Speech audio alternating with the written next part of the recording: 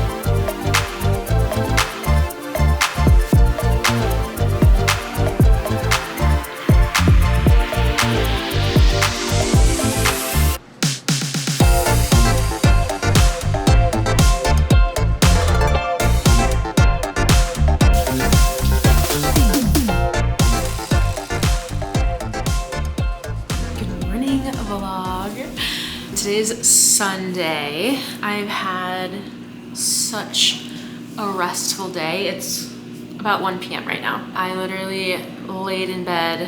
Why is this having such a hard time? I'm over here. There we go. I laid in bed until 10 a.m. This is my first weekend in the past month that I didn't have my family visiting, and I'm just like one of those people that needs a lot of alone time. And so being able to have no plans today and just lay in bed until 10 a.m. was life-changing. It was like everything I needed. And then I did a quick little meditation, made myself some breakfast, and then I've just been watching my favorite YouTubers on my projector this morning, so it was really nice. I just did a quick round of skincare, and I'm gonna make myself a quick little lunch, and then I want to head to Barnes & Noble. I really just want to look at their, oh, maybe I should go to this. There's this one really cute paper store in Bozeman actually. But I want to look at journals. I want like a new actual planner, like a paper planner that I can like bring with me, and then a new journal for my like creative thoughts and ideas, and maybe even a new book. Like I don't really have a like fictional book that I'm reading right now, so that could be really nice. And then I might pop over to the park and just lay out in the sun for a little bit. I have a pool at my apartment complex, but it's still not open. And I'm not sure why. So I'm gonna try to go to the park and just get some sun. All that's to say it's 1, and so that's not like a ton of time. Yeah, we're just gonna enjoy a slow day with no real plans, which is so needed, so needed.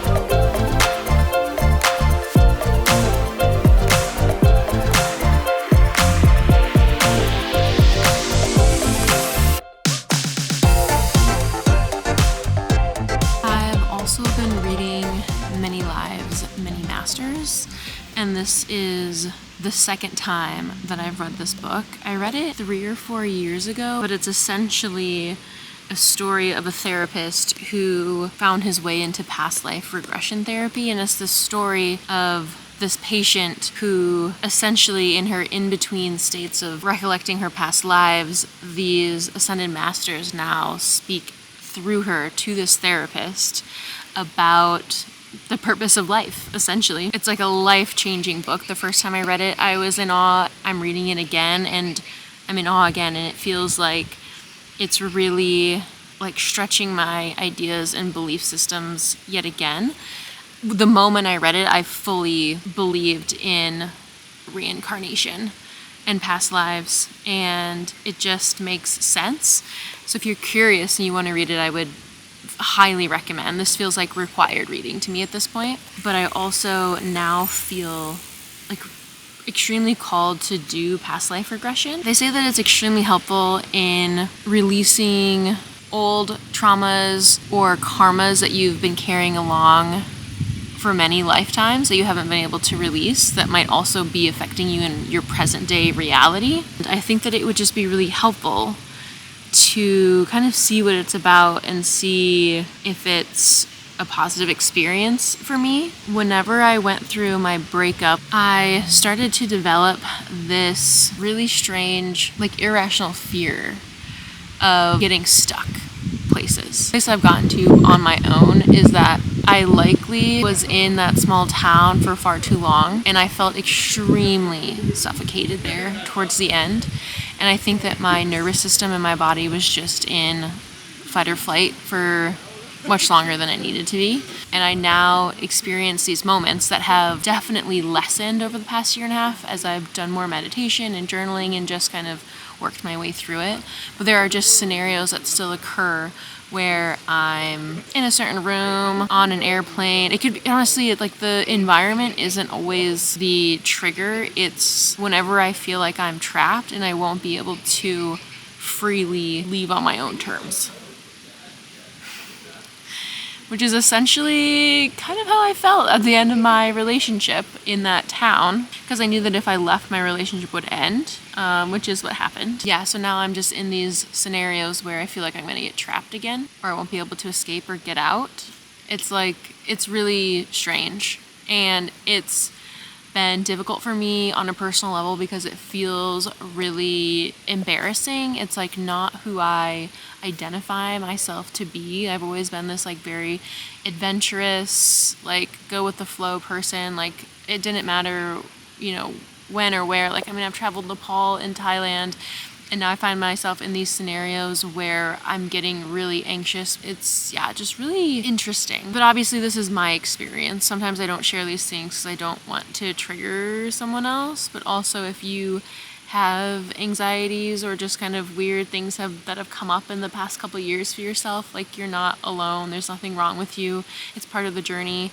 I think that this is inviting me to look deeper into something, and that's why I feel really called to do past life regression. I'm going to start looking for a therapist, probably remote, I'd imagine. I don't know if there's anyone in Bozeman that does this type of work, and just see what it reveals to me.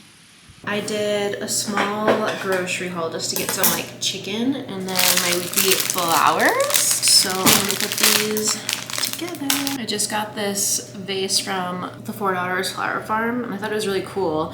And I don't have like a black vase. I have a lot of white, but I love black as well. I think it's so chic. So I'm excited to use it for the first time. Look how pretty this color is. It's like so vibrant.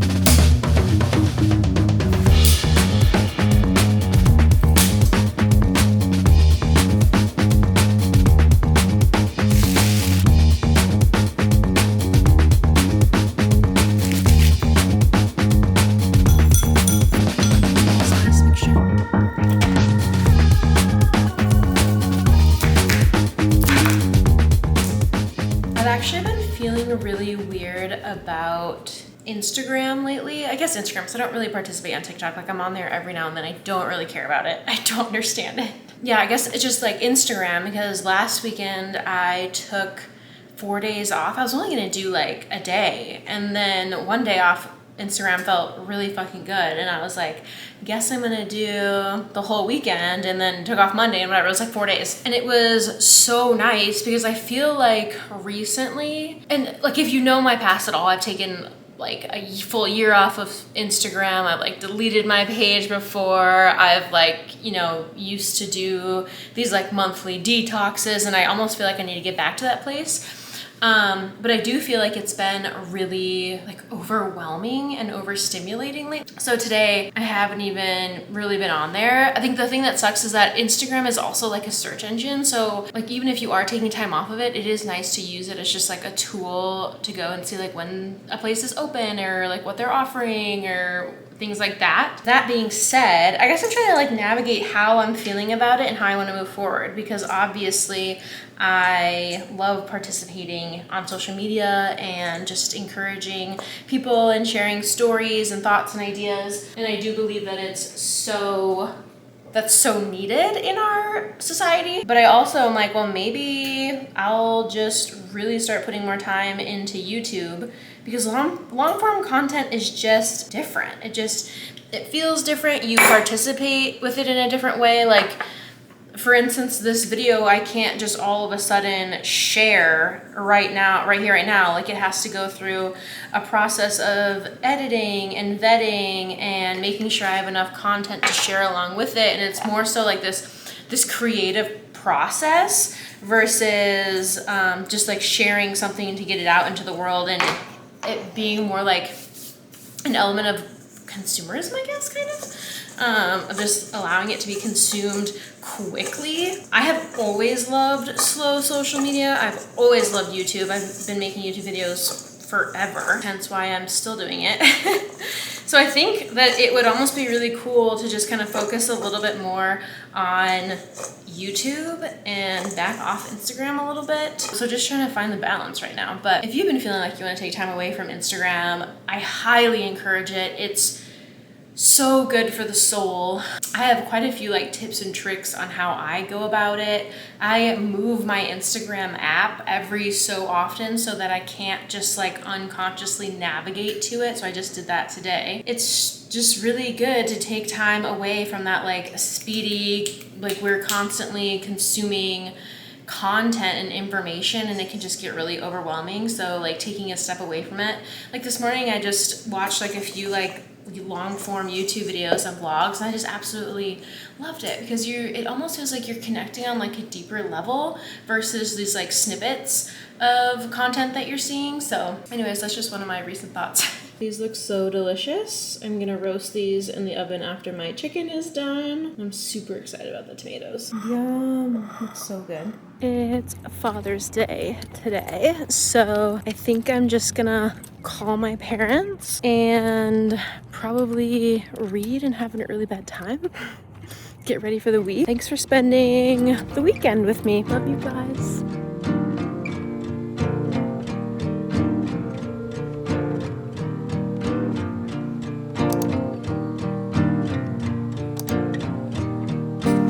Hello. I thought we could have a little chat. It's Monday night. I went to work today and didn't do anything crazy after work. Went for a little walk made some dinner, worked a little bit on a vlog. But this is just your reminder that you do have 4 phases of your cycle. And in your luteal phase, right before your menstrual phase, you will want to burn down your life. And that's exactly how I feel. I'm in my late luteal phase, so almost at the end of it. And I always will get to or not always, but relatively frequently, I get to this point. I all of a sudden am questioning everything I'm working towards, all of my aspirations. I'm questioning like the content I want to put out, if I'm even capable of doing that, like the offerings I want to put out there and build and create. And then I start to question if I'm even able to like help women in any way. And all of this is just hormonal, and I'm exhausted, and instead of trying to push through that exhaustion, I'm just gonna have a little evening. I've already showered. I'm gonna read. I have 2 books that I'm reading right now. I talked about them yesterday. Many Lives, Many Masters. Second time I'm reading this book. Absolutely mind-blowing, life-changing, eye-opening, all of the things. I'm actually almost like, I'm like more than halfway through, and I just started it the other day. It's like a pretty slim book. It's very easy to read. I'm taking tons of notes. And then The Time of Cherries. Don't know about this one yet. Don't know about it. It's actually translated from Catalonian. And so the grammar is really interesting, and that can be really hard to follow at times. But we're going to get through it. And I want to journal just real quick. I talked a little bit yesterday about past life regression. Maybe I didn't even say anything about past life regression therapy, but essentially in reading Many Lives, Many Masters, I am so curious about past life regression. And so I actually did a little research today, and I found someone that feels extremely good. Like, I just found this woman online, and the moment I saw her photo, I was like, oh, she's the one. She's the one for me. And so I emailed her, and we're gonna have like a free consultation over Zoom tomorrow. And for anyone that knows me knows that I love angel numbers, and my angel number is 33. I see it everywhere, multiple times a day. And she sent me the like Zoom link, and the passcode was 33, blah, blah, blah, blah. And so I saw that and it was like, oh, done. I'm on the right path. But I think what I'm really searching for is just some tools to add clarity to the journey. I don't think that there's, I think whenever we start to discuss these concepts and ideas and tools that aren't traditional, that can feel really scary. Like you can just get a lot of criticism, even from people that you're close to or you love. But I am such a believer in, 1, everybody's path is unique. And 2, your intuition is going to guide you no matter what. So whatever your tool or belief system or resource is that you feel like is going to help guide you, then that's the right one for you. And so, yeah, I'm excited to explore this as an option, a positive tool in my life. And I'll keep you posted. It could be wild. I don't know what's going to come out of it, but I feel really excited about it and confident about what positivity could come out of it. So I'll keep you updated. I also made this like healthy hot chocolate. I make this often. It's so good. It's plant-based milk or regular milk, doesn't matter. Cocoa powder, coconut oil, and syrup to lightly sweeten it. I'll kind of put like the measurements that I pretty much use, but it's so delicious and relatively good for you.